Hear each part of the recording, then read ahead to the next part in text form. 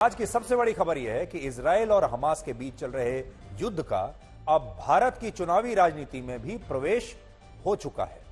आज उत्तर प्रदेश के मुख्यमंत्री योगी आदित्यनाथ ने राजस्थान के अलवर में हुई एक रैली में कहा कि इजराइल की सेना गाजा में तालिबान की मानसिकता वाले लोगों को कुचलने का काम कर रही है और दुनिया भर में जितने भी लोग तालिबान की कट्टर मानसिकता से ग्रस्त हैं, उन सब का उपचार बजरंग बली की गदा है। जो कहना तालिबान का उपचार तो बजरंग बली की गदा ही है। देख रहे हैं ना इस समय गाजा पे इजराइल तालिबानी मानसिकता को कैसे कुचलने का काम कर रहा है। सटीक एकदम निशाना मार मार कर। भाइयों बहनों, अराजकता और गुंडागिर्दी या आतंकवाद सभ्य समाज के लिए सबसे बड़ा कलंक है। योगी आदित्यनाथ के इस बयान से आप समझ सकते हैं कि भारत में चुनावों की लड़ाई अब सिर्फ बीजेपी और कांग्रेस के बीच सीमित नहीं है, बल्कि ये लड़ाई अब इजराइल और फिलिस्तीन के बीच बढ़ गई है, जिसमें बीजेपी खुद को इजराइल के साथ बता रही है, उसका समर्थन करती है और कांग्रेस पार्टी फिलिस्तीन के साथ खड़ी हुई नजर आती है। ईरान के सुप्रीम लीडर अयातुल्लाह खुमैनी ने दुनिया के सभी 57 मुस्लिम देशों से इजराइल का बहिष्कार करने की अपील की है और कहा है कि मुस्लिम देशों को यह प्रण लेना चाहिए कि वो अब से इजराइल को कच्चा तेल और दूसरे खाने पीने के सामान का निर्यात नहीं करेंगे। और आपको जानकर हैरानी होगी कि दुनिया का एक विशेष वर्ग इस अपील को लेकर ऑनलाइन पोल भी करवा रहा है, जिसमें ज्यादातर मुसलमान ईरान के सुप्रीम लीडर की इस अपील का समर्थन कर रहे हैं। अब देखिए, ये सारे लोग फिलिस्तीन का नाम तो ले रहे हैं, फिलिस्तीन के साथ तो पूरी दुनिया है, फिलिस्तीन के साथ हम भी हैं, फिलिस्तीन के लोगों के साथ भी हैं, लेकिन हमास के साथ नहीं है। ये सारे लोग फिलिस्तीन की बात तो कर रहे हैं, लेकिन हमास की आलोचना नहीं कर रहे, हमास के आतंकवादियों की आलोचना नहीं कर रहे। अगर इन्होंने हमास के आतंकवादियों की भी उसी स्वर में आलोचना की होती जिस स्वर में ये गाजा के लोगों की बात कर रहे हैं, तो लोग मान लेते कि ये निष्पक्ष लोग हैं। अब आप ये देखिए कि धर्म के नाम पर दिखाई जा रही ये एकजुटता असल में कितना बड़ा पाखंड है। और सच्चाई ये है कि जो मुस्लिम देश गाजा के मुसलमानों का समर्थन कर रहे हैं, उनके लिए आंसू बहा रहे हैं, वो हमास के उन आतंकवादियों पर पूरी तरह से चुप हैं, खामोश हैं, जो गाजा के आम लोगों को दुनिया की तरफ से भेजी जा रही मदद को चुराने का या छीनने का काम कर रहे हैं। अब ये तस्वीरें देखिए, ये तस्वीरें गाजा से आई हैं, जहां आम लोगों की मदद के लिए आटे के हजारों थैले भेजे गए हैं, लेकिन हमास के आतंकवादियों ने आटे के इन थैलों को चुराने की कोशिश की, जिसके बाद गाजा के ही इन लोगों का इन आतंकवादियों के साथ संघर्ष हुआ और इस दौरान हमास के आतंकवादियों ने इस आटे को चुराने के लिए गाजा के आम लोगों के साथ मारपीट तक की। लेकिन हमास की इस चोरी पर किसी भी मुस्लिम देश ने अब तक कोई बयान जारी नहीं किया है, ना ही इसे अमानवीय करार दिया है, ना ही इसकी आलोचना की है। अब आप देखिए कि दुनिया भर से जो रिलीफ मटेरियल आ रहा है, खाने पीने के लिए, इन गाजा के लोगों के लिए जो सामान आ रहा है, उसे कैसे हमास के आतंकवादी चुरा रहे हैं, आप भी देखिए। अमेरिका में छपी अलग अलग मीडिया रिपोर्ट्स के मुताबिक पिछले 1.5 दशक से हमास के आतंकवादी गाजा में वहां के आम मुसलमानों को भेजी जा रही मदद को ऐसे ही चुराने का काम कर रहे हैं और वो यूरोपीय यूनियन द्वारा बिछाई गई 900 करोड़ रुपए की वाटर पाइपलाइन को, यानी जो पानी की पाइपलाइन है, उसे भी उखाड़कर उसके रॉकेट बना चुके हैं। यानी इन लोगों ने, जो आतंकवादी हैं हमास के, इन्होंने गाजा के आम लोगों के लिए जो खाना आता है, आर्थिक मदद आती है, वो सारी लूट ली या चुरा ली और जो पानी की पाइप बिछाई गई इन लोगों के लिए ताकि इन्हें पानी मिल सके, उस पाइप को भी काटकर इन्होंने उससे रॉकेट बना लिए और गाजा के लोगों के लिए भेजे गए लाखों लीटर फ्यूल को भी ये चुरा चुके हैं। लेकिन इसके बावजूद गाजा के मुसलमानों पर हमास के इस अत्याचार का कोई भी मुस्लिम देश विरोध नहीं कर रहा और हमास ये नहीं पूछ रहा कि वो गाजा के लोगों का खाना और पानी, कोई भी हमास से ये नहीं पूछ रहा कि वो गाजा के ही यानी अपने ही लोगों का खाना, पानी और उनका फ्यूल कैसे चुरा सकता है? अब देखिए हो क्या रहा है। यह सवाल हमास के आतंकवादियों से पूछने की बजाय इसकी जगह दुनिया के तमाम मुस्लिम देश सिर्फ और सिर्फ धर्म के नाम पर इजराइल का विरोध कर रहे हैं। और इजराइल ने उत्तरी गाजा के जिस सबसे बड़े शरणार्थी शिविर पर हवाई हमले किए, वो हमला इस समय की एक बहुत बड़ी खबर बन गया है। जबालिया नाम का यह रेफ्यूजी कैंप उत्तरी गाजा के सबसे बड़े रेफ्यूजी कैंप्स में से एक है, जिसकी कुछ बिल्डिंग्स पर इजराइल की सेना ने मिसाइल से हमला किया है। और इन हमलों में इन शरणार्थी कैंप्स में मौजूद 50 लोगों की मौत हो गई है। मुस्लिम देशों का कहना है कि ये सारे आम लोग थे, जबकि इजराइल का कहना है कि ये सारे हमास के आतंकवादी थे जो इस रेफ्यूजी कैंप में छिप कर रह रहे थे। वैसे ये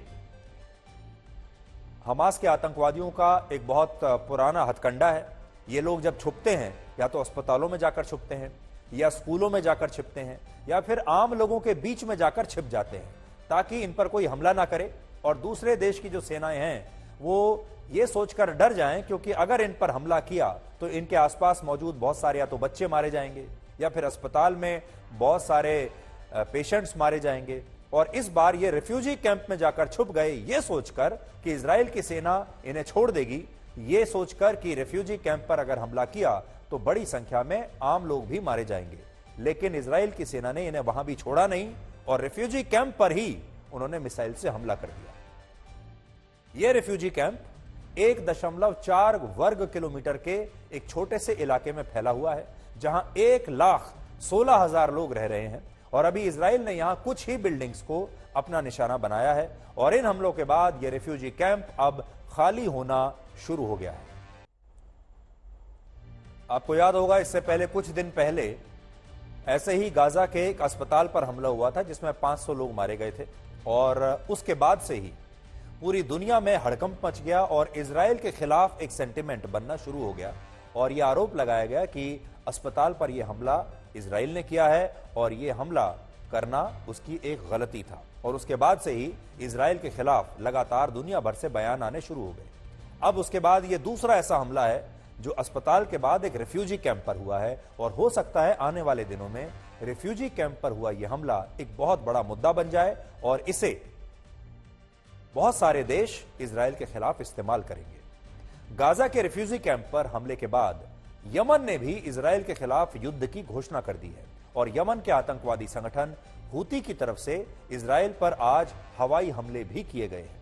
हैरानी की बात यह है कि ईरान जैसे मुस्लिम देशों ने इजराइल पर हूती आतंकवादियों के हमलों का स्वागत किया है और कहा है कि उसकी तरह हर मुस्लिम देश को गाजा के मुसलमानों के लिए ऐसा ही युद्ध इजराइल के खिलाफ अब छेड़ देना चाहिए। यानी अब मुस्लिम देश चाहते हैं कि यह युद्ध फैल जाए और इसमें एक से ज्यादा देश शामिल हो जाए। लेकिन आज यहां आप इस विरोधाभास को भी अच्छी तरह से देख पाएंगे कि आज जो मुस्लिम देश इस बात से खुश हो रहे हैं कि यमन के हूती आतंकवादियों ने इजराइल के खिलाफ युद्ध की घोषणा कर दी, यह वही आतंकवादी संगठन है जिसने यमन के गृह युद्ध में वहां के 11,000 बच्चों को जान से मार दिया। और ये सारे बच्चे किसी और धर्म के नहीं थे, ये सारे बच्चे इस्लाम धर्म को मानने वाले बच्चे थे, ये सारे बच्चे मुस्लिम बच्चे थे, ये सारे बच्चे मुसलमान थे। 11,000 बच्चों की हत्या कर चुका है ये संगठन। यानी यमन में अगर इस्लाम को मानने वाले आतंकवादी हजारों मुस्लिम बच्चों की ही हत्या करते हैं तो इन मुस्लिम देशों को इससे कोई तकलीफ नहीं होती। लेकिन अब जब इजराइल गाजा में हमास के खिलाफ कार्रवाई करता है आतंकवादियों को मारने के लिए, तो यही मुस्लिम देश कहते हैं कि इजराइल गाजा में छोटे छोटे मुस्लिम बच्चों की जान ले रहा है। यमन में जब यह जान ली जा रही थी 11,000 बच्चों की, तब तो ये कोई नहीं बोला। और इसे ही अंग्रेजी में हम डबल स्टैंडर्ड और हिंदी में दोहरे मापदंड कहते हैं। तो आपने देखा, अब इजराइल पर दो आतंकवादी संगठन हमला कर रहे हैं। एक तरफ हमास के आतंकवादी हमला कर रहे हैं और दूसरी तरफ यमन के ये आतंकवादी अब इजराइल पर हमला कर रहे हैं। यानी दो फ्रंट से अब इजराइल पर हमला शुरू हो चुका है और ईरान ये चाहता है कि अब इस युद्ध में बाकी के मुस्लिम देश भी कूद पड़ें और वो भी इजराइल के खिलाफ अलग अलग तरह से जो भी इतना हो सके वो कदम उठाएं। और ये सब कुछ होगा इस्लाम के नाम पर, ये सब कुछ होगा इस्लाम धर्म के नाम पर। और क्योंकि गाजा में जो लोग फंसे हुए हैं वो सारे मुसलमान हैं, इसलिए ये पूरा कैंपेन चलेगा कि गाजा में फंसे हुए मुसलमानों को बचाने के लिए सारे मुस्लिम देशों को इकट्ठा हो जाना चाहिए और इजराइल के खिलाफ कार्रवाई करनी चाहिए। लेकिन बड़ी बात यह है कि इजराइल के खिलाफ कार्रवाई करने की बात तो हो रही है, लेकिन ये सारे 57 मुस्लिम देश अब तक गाजा में रहने वाले कुछ लाख लोगों को वहां से निकालकर अपने देश में शरण क्यों नहीं दे पा रहे हैं। इन्हें करना यह चाहिए कि इन लाखों लोगों को वहां से हटाकर इन 57 मुस्लिम देशों में शरण दे देनी चाहिए, क्योंकि सबसे पहले इनकी जान बचाना सबसे आवश्यक काम है। आप पाकिस्तान से आई ये तस्वीर देखिए।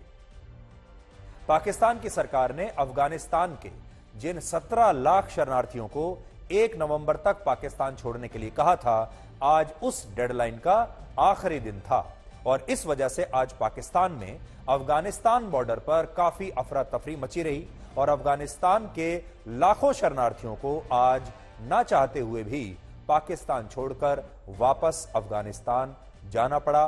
तस्वीरें आप देखिए कैसे लोग अपना सारा सामान लेकर जा रहे हैं।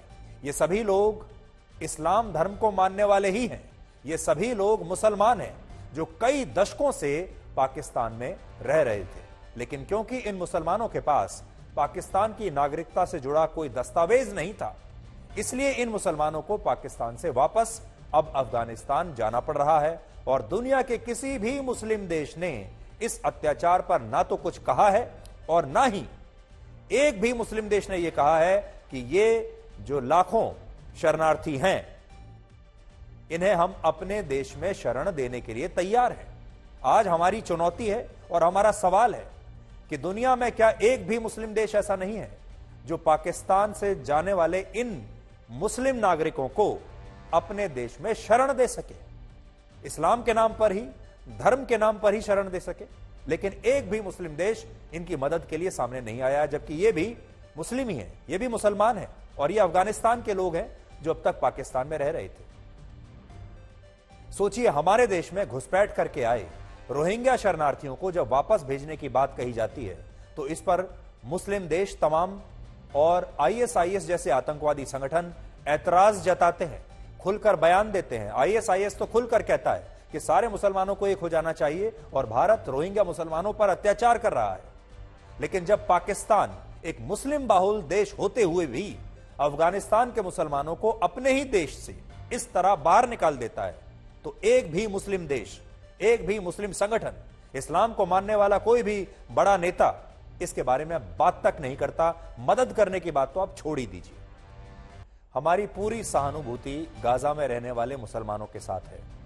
उन तक मदद पहुंचनी चाहिए, उनकी जान बचनी ही चाहिए, ये हम सब कहते हैं, हम सब मानते हैं। हमारी पूरी सहानुभूति फिलिस्तीन के साथ भी है, क्योंकि फिलिस्तीन एक अलग देश है और पूरी दुनिया यह मान चुकी है कि फिलिस्तीन एक अलग देश है। लेकिन हमारी सहानुभूति गाजा में रहने वाले मुसलमानों के साथ साथ पाकिस्तान छोड़कर जाने पर मजबूर हुए इन मुसलमानों के साथ भी है, क्योंकि ये भी मुसलमान हैं, ये भी इंसान हैं, इनके भी परिवार हैं और इनकी आंखों में भी आज आंसू हैं और ये भी पूरी दुनिया से मदद मांग रहे हैं। हैरानी की बात यह है कि गाजा के मुसलमानों को तो मदद मिल रही है, लेकिन इन मुसलमानों को कहीं से कोई मदद नहीं मिल रही। इसलिए आज हम ये अपील करना चाहते हैं दुनिया के तमाम मुस्लिम देशों से, यूरोप के देशों से, पश्चिमी देशों से, जो मानव अधिकारों की बात करते हैं, जो बहुत अमीर देश हैं, जिनके पास बहुत पैसा है, ये तमाम देशों से हम ये कहना चाहते हैं कि इनकी मदद कीजिए और इस दुनिया से पूछना चाहते हैं इन लाखों मुसलमानों की मदद के लिए 57 मुस्लिम देशों ने या बाकी के देशों ने अब तक क्या किया है। इनकी भी स्थिति बिल्कुल वैसी ही है जैसी गाजा में रहने वाले मुसलमानों की है। इनके भी घर ऐसे ही उजड़ रहे हैं, इनकी तस्वीरें आप देख लीजिए। इसलिए आज हम दुनिया से यह अपील करना चाहते हैं कि इन मुसलमानों की भी जल्दी से जल्दी मदद होनी चाहिए। आर्थिक मदद हो सकती है, दूसरे प्रकार की मदद हो सकती है, लेकिन सबसे बड़ी मदद जो इन्हें इस वक्त चाहिए वो ये है कि इन्हें किसी अच्छे देश में शरण मिल जाए ताकि इनका परिवार और इनकी जान बच जाए। और अफगानिस्तान में अगर ये लोग चले गए तो अफगानिस्तान की स्थिति आप सब लोग जानते ही हैं कि वहां अगर ये गए तो इन्हें इनकी स्थिति क्या होने वाली है। हम आपको ये बताएंगे कि भारत में 3 तलाक पर रोक लगने के बाद भी कैसे कानपुर की एक महिला को उसके शौहर ने फोन पर ही इसलिए तलाक दे दिया क्योंकि उसने एक ब्यूटी पार्लर में जाकर अपनी आईब्राउज बनवाई थी और यही बात उसके शौहर को पसंद नहीं आई और वीडियो कॉल पर ही इन दोनों की शादी टूट गई। कानपुर की इस महिला ने अपने पति के खिलाफ पुलिस में एफआईआर दर्ज कराई है। इसके पति का नाम है सालिम, जिसने 1 साल पहले ही इस महिला के साथ निकाह किया था और निकाह के बाद यह व्यक्ति नौकरी करने के लिए सऊदी अरब चला गया। लेकिन आरोप है कि इसके बाद उसने अपनी पत्नी को पहले दहेज के लिए प्रताड़ित किया और जब वीडियो कॉल पर बात करते हुए उसने ये देखा कि उसकी पत्नी ने एक ब्यूटी पार्लर में जाकर अपनी आईब्रोज बनवाई हैं, तो उसने फोन पर ही अपनी बेगम को तलाक दे दिया। हम 4 अक्टूबर की बात कर रहे थे अपने शौहर से वीडियो कॉलिंग पे। अब वो सऊदी में है वो, और हमसे उनकी नज़र पड़ी हमारी आईब्रो पे, तो हमसे कहने लगे कि हमने मना किया था कि आईब्रो नहीं बनवाना, फिर भी बनवा लिया। तो हमने कहा कि नहीं, कहाँ बनी है, कहीं देखो बनी तो है। आखिर बात नहीं मानी। फिर 8 दिन वीडियो कॉलिंग और ऑडियो कॉल करके कह रहे हैं कि नहीं मानी ना बात मेरी, चल अच्छा चल तलाक ले, चल तलाक ले, ऐसे ही तीनों बार ऐसे ही बोल के और फ़ोन काट दी। जैसे ही मामला संज्ञान में आया, तत्काल पुलिस ने इसमें कार्रवाई करते हुए मुकदमा पंजीकृत किया है और इसमें आगे की वैधानिक कार्रवाई की जा रही है।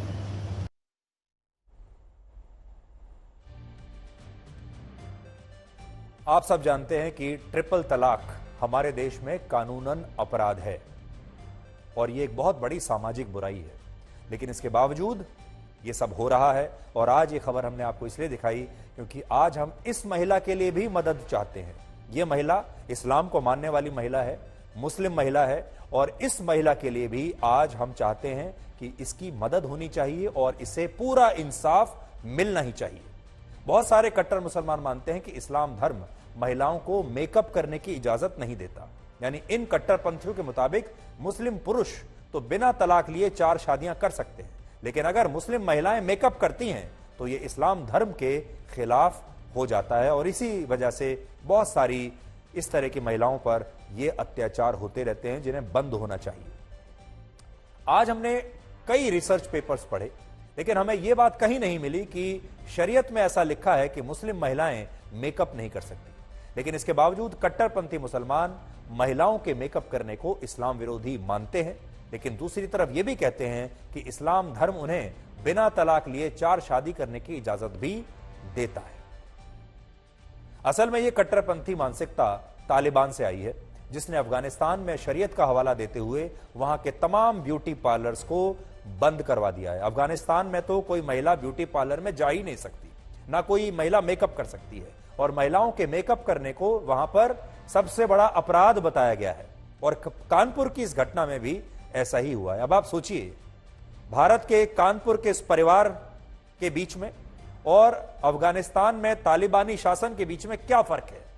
तालिबान के शासन में भी यही है, वहां महिलाएं मेकअप नहीं करा सकती, वहां महिलाएं काम नहीं कर सकती, वहां महिलाएं पढ़ाई लिखाई नहीं कर सकती, वहां महिलाओं के कोई अधिकार नहीं है, और वहां पर महिलाएं ब्यूटी पार्लर नहीं जा सकती। यहां भी तो यही है, लेकिन ये तो भारत है, ये अफगानिस्तान नहीं है।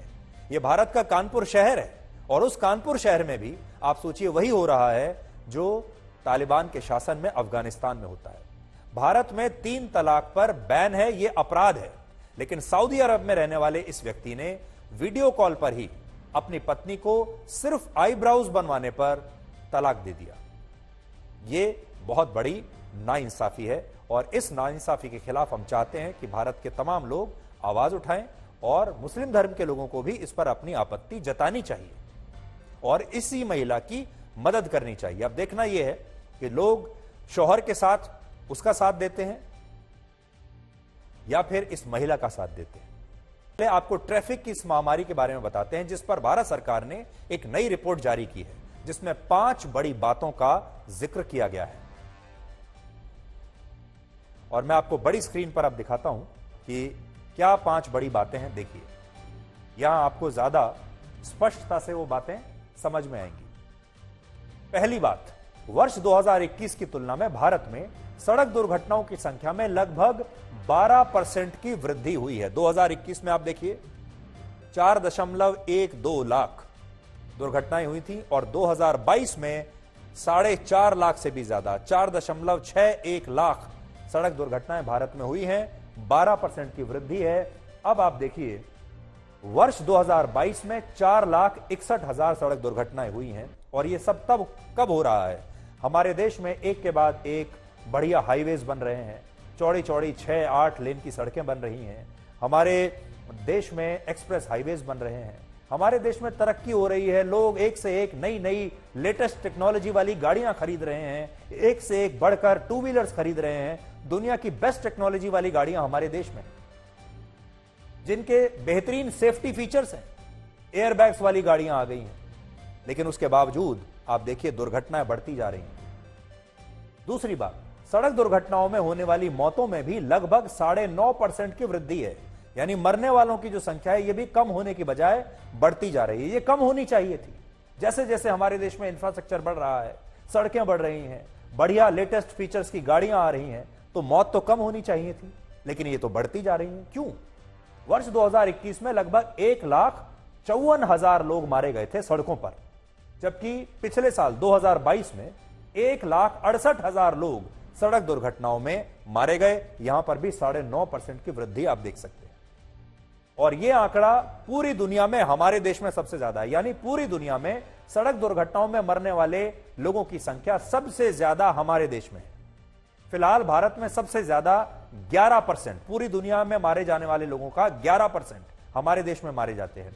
चीन में 5%, अमेरिका में 3%, इंडोनेशिया में 2% और रशिया में 1% मौतें सड़क दुर्घटनाओं में अभी हो रही हैं। यहां आप देख सकते हैं दुनिया के बड़े बड़े देशों में हम सबसे आगे हैं। सड़क दुर्घटनाओं में हम वर्ल्ड चैंपियन हैं। ओलंपिक्स की भाषा में अगर बात करें तो भारत ने गोल्ड मेडल जीता है सड़क दुर्घटनाओं में। इसमें हमें भारत को बधाई देनी चाहिए या फिर हमें निराशा होनी चाहिए? ये आंकड़े इसलिए भी चिंताजनक हैं क्योंकि इन देशों के मुकाबले भारत में सबसे कम 4 पहिया वाहन हैं। सबसे कम 4 पहिया वाहन हमारे देश में है, लेकिन लोग सबसे ज्यादा हमारे यहां मर रहे हैं।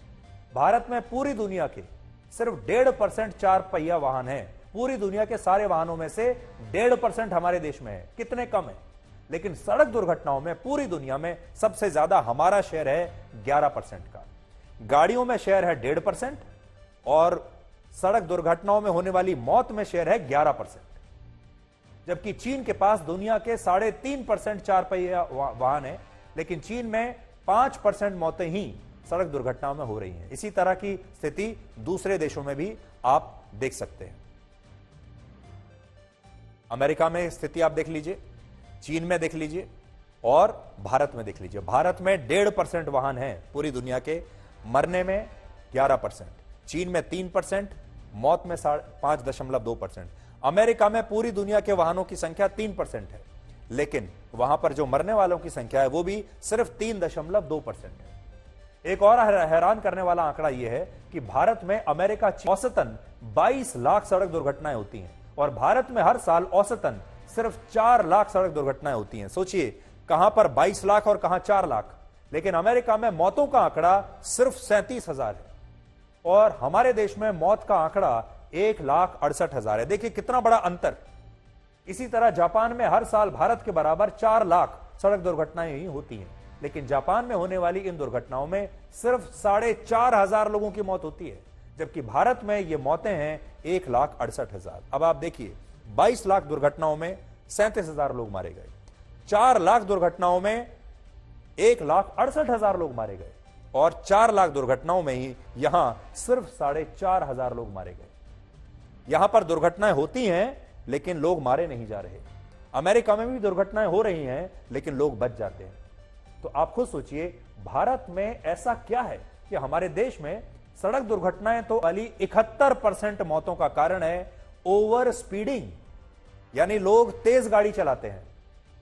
देखिए 71%, 5.5% मौतों का कारण है रॉन्ग साइड ड्राइविंग, 2% मौतों का कारण है ड्राइविंग करते समय मोबाइल फोन इस्तेमाल करना और 1% मौत का कारण है ट्रैफिक सिग्नल को जंप करना।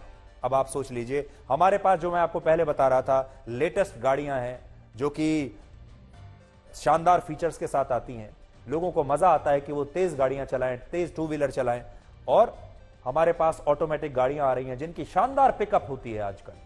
और उसकी वजह से आप देखिए 71% लोग सिर्फ इसलिए मारे गए क्योंकि वो तेज गाड़ी चला रहे थे, तेज गाड़ी गति का मजा ले रहे थे। और अगला देखिए रॉन्ग साइड ड्राइविंग, जो हमारे देश में रॉन्ग साइड ड्राइविंग को असल में राइट माना जाता है, इसके बारे में तो कोई बुरा मानता ही नहीं हमारे देश में। रॉन्ग साइड ड्राइविंग सबको स्वीकार्य है, उसकी वजह से 5.5%। और अब तो आपने देखा होगा लोग खुलेआम मोबाइल फोन पर बात करते करते गाड़ी चलाते हैं, यहां तक कि टू व्हीलर पर भी आपने देखा होगा लोग एक हाथ से मोबाइल फोन पे बात करते हैं और एक हाथ से गाड़ी चलाते हैं, टू व्हीलर। इसके अलावा वर्ष 2022 में मारे गए 50,000 लोग ऐसे थे जो बिना हेलमेट के गाड़ी चला रहे थे या सफर कर रहे थे, और 16,500 लोग ऐसे थे जिन्होंने दुर्घटना के समय सीट बेल्ट नहीं लगाई थी, वरना ये लोग बच जाते। हमारे देश में लोग सीट बेल्ट और हेलमेट सिर्फ चालान से बचने के लिए इस्तेमाल करते हैं, अपने लिए कभी नहीं करते। इन सड़क दुर्घटनाओं का सबसे दुखद पहलू यह है कि इनमें सबसे ज्यादा मौतें हमारे देश के युवाओं की हो रही है। 2022 में भारत में जिन 1,68,000 लोगों की मृत्यु हुई, मौत हुई, उनमें 45% यानी 76,000 लोग 18 से 35 साल के बीच के लोग थे, यानी युवा थे। अभी इनकी इतनी लंबी जिंदगी पड़ी हुई थी, ये अपने लिए, अपने परिवार के लिए, समाज के लिए, देश के लिए बहुत कुछ कर सकते थे। एक और जानकारी है कि भारत में सबसे ज्यादा 20% सड़क दुर्घटनाएं शाम को 6 बजे से रात के 9 बजे के बीच होती हैं, यानी शाम को 6 से 9, 3 घंटे के बीच सबसे ज्यादा दुर्घटनाएं। इसके बाद 17% दुर्घटनाएं दोपहर 3 बजे से शाम 6 बजे के बीच होती है, और रात 12 बजे से सुबह 6 बजे के बीच सबसे कम 10% सड़क दुर्घटनाएं होती हैं। शायद शाम को इसलिए 6 से 9 के बीच होती हैं कि लोगों को वापस घर जाने की जल्दी होती है, इसलिए तेज गाड़ी चलाते हैं, इसलिए रॉन्ग साइड पर गाड़ी चलाते हैं। आज सबसे दुखद बात यह है कि न तो हमारे देश की मध्य प्रदेश में सबसे ज्यादा 8%, राजस्थान में 6.6% और तेलंगाना में देश की 4.5% मौतें सड़क दुर्घटनाओं में हुई। लेकिन इन राज्यों के विधानसभा चुनाव में किसी भी पार्टी ने अपने घोषणा पत्र में यह नहीं कहा है, नहीं लिखा है कि वो इन मौतों को रोकने के लिए क्या काम करेंगी। और यहां बात सिर्फ इन राज्यों की नहीं है, भारत के किसी भी राज्य सरकार के पास ऐसा कोई ठोस मैकेनिज्म नहीं है जो सड़क दुर्घटनाओं में होने वाली इन मौतों पर रोक लगा सके। जबकि ये इतना गंभीर मुद्दा है कि आने वाले समय में भारत में जो अगला पैंडेमिक होगा, अगली जो महामारी होगी, वो महामारी ट्रैफिक और रोड एक्सीडेंट्स की ही होगी, क्योंकि सड़क दुर्घटनाओं से हमारे देश में सबसे ज्यादा मौतें हुआ करेंगी, अब भी हो रही हैं। और अगर लोग इन सड़क दुर्घटनाओं में बच भी गए तो फिर हवा में फैला प्रदूषण उन्हें आगे जीने नहीं देगा। आज भारत के कई राज्यों और शहरों में वायु प्रदूषण खतरनाक स्तर पर पहुंच गया है। दिल्ली में एयर क्वालिटी इंडेक्स 418 है, गाजियाबाद में 265, नोएडा में 357, लखनऊ में 272, हरियाणा के हिसार में 404, जयपुर में 207, मुंबई में 216, जिसे खराब और सबसे खराब और खतरनाक श्रेणी की हवा माना जाएगा। सोचिए, आप जाकर देखिए, कहां जाएंगे आप, कहीं चले जाइए, आपको सांस लेने के लिए सिर्फ जहर मिलेगा। इस समय पूरी दुनिया में जो 10 सबसे प्रदूषित शहर हैं, उनमें 3 हमारे देश के हैं, और ये 3 शहर हैं दिल्ली, मुंबई और कोलकाता। और इनमें भी दिल्ली पूरी दुनिया का सबसे गंदा और प्रदूषित शहर है वायु प्रदूषण के मामले में। हम वायु प्रदूषण के मामले में दिल्ली वर्ल्ड चैंपियन है।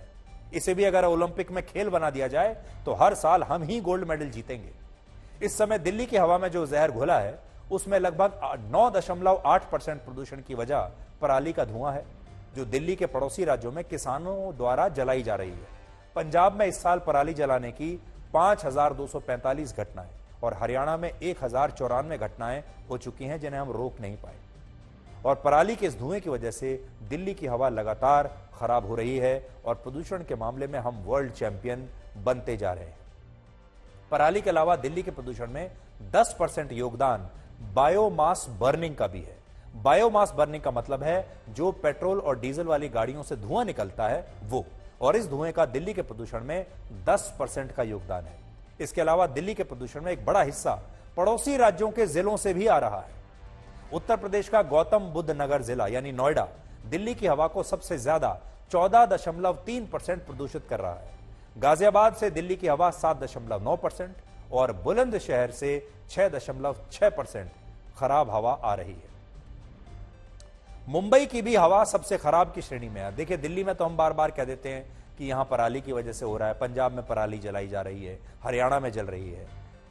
लेकिन मुंबई में क्या हो रहा है? वहां तो पराली जलाने वाले किसान नहीं है। पिछले हफ्ते मुंबई ने प्रदूषण के मामले में दिल्ली को भी पीछे छोड़ दिया था और मुंबई की हवा इतनी जहरीली हो गई थी कि वहां लोगों को और खासकर बच्चों में सांस की तकलीफों के मामले बढ़ गए थे और इस पर बॉम्बे हाई कोर्ट ने चिंता भी जताई थी। और अब उत्तर भारत के जिन राज्यों में प्रदूषण बढ़ रहा है उस पर आज सुप्रीम कोर्ट ने चिंता जताई है और दिल्ली, हरियाणा और पंजाब समेत 5 राज्यों से इस पर जवाब मांगा है। लेकिन सच ये है कि भारत की किसी भी सरकार के पास ऐसी कोई व्यवस्था है ही नहीं जो इस प्रदूषण को रोक सके और आपको सांस लेने के लिए साफ हवा दे सके। इसी साल अमेरिका की शिकागो यूनिवर्सिटी के एक रिसर्च इंस्टीट्यूट ने अपनी रिपोर्ट में बताया कि दिल्ली में एयर पॉल्यूशन की वजह से लोग 11 साल 9 महीने अब कम जी रहे हैं। यानी आप जो लोग दिल्ली में रह रहे हैं उनके जीवन में से 12 वर्ष कम हो रहे हैं इस वायु प्रदूषण की वजह से। जबकि उत्तर प्रदेश में 8 साल 8 महीने, हरियाणा में 8 साल 3 महीने, पंजाब में 6 साल 4 महीने, पश्चिम बंगाल में 5 साल 9 महीने, झारखंड में 5 साल 8 महीने, छत्तीसगढ़ में 5 साल 7 महीने, राजस्थान में 4 साल 9 महीने, महाराष्ट्र में 3 साल 9 महीने और हिमाचल प्रदेश में, जहां पहाड़ों पर हवा इतनी साफ मानी जाती है, वहां भी प्रदूषण के स्तर में वृद्धि होने के बाद लोग अब 2.5 साल कम जी रहे हैं। लेकिन इसके बावजूद प्रदूषण हमारे देश में कोई मुद्दा नहीं है, बावजूद इसके कि प्रदूषण की वजह से अब हमारी मौत कुछ वर्षों पहले ही हमारे दरवाजा पर आकर दस्तक देने लगती है। दिल्ली में जो लोग रहते हैं उनके दरवाजे पर मौत 12 साल पहले ही आ जाती है। हमारे देश में पहले मौसम की 6 ऋतुएं हुआ करती थी, लेकिन अब इनमें एक और ऋतु शामिल हो गई है और वो है प्रदूषण की ऋतु, जो सबसे लंबी चलती है। अब हमारे देश में हर साल मानसून और बाकी सीजन्स की तरह प्रदूषण का भी सीजन आता है। फर्क बस इतना है कि मानसून के सीजन में लोग अपना छाता निकालते हैं, ठंड के सीजन में आप गर्म कपड़े निकालते हैं और प्रदूषण के सीजन में आप अपना मास्क निकाल कर रखते हैं।